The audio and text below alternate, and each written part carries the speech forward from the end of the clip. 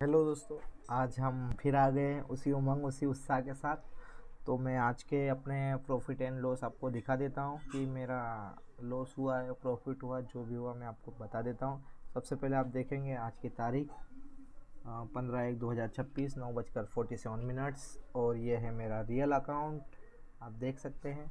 उसके बाद मैं आपको अपने ट्रेड्स दिखा देता हूँ कि आज मैंने क्या किया, क्या नहीं किया, क्या गलती की, क्या मैंने अपने अभी तक के ट्रेड में जर्नल में क्या सुधारा है।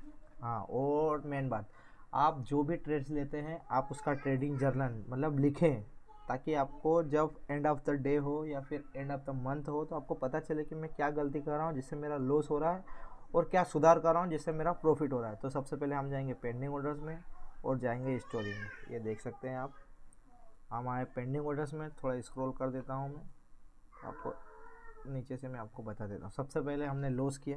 आते मेरा तो क्या हो गया है, पहला जैसे ट्रेड लेता हूँ मेरा लॉस ही होता है। तो loss is part of game, loss को एक्सेप्ट कीजिए।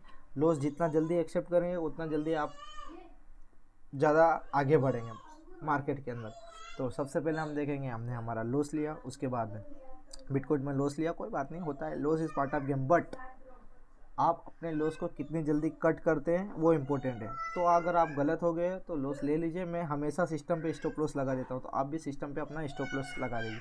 कल मेरा 8 यूएसडी का लॉस हुआ था, वो मेरा, मैं हमेशा ब्रेक इवन पे ही लगाता हूँ, या तो अप या डाउन में, तो वो स्लिप हो गया और इसके चलते मेरा लॉस हो गया। तो कोई नहीं, loss is part of game.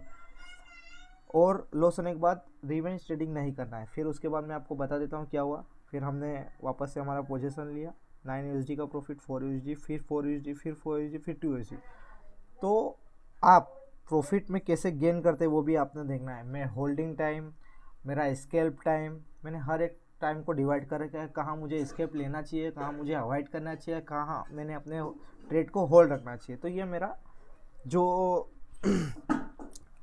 या ट्रेड्स है वो मैंने आपको दिखाया। मैं आपको स्क्रॉल करके दिखा देता हूँ कि और मैंने क्या किया है।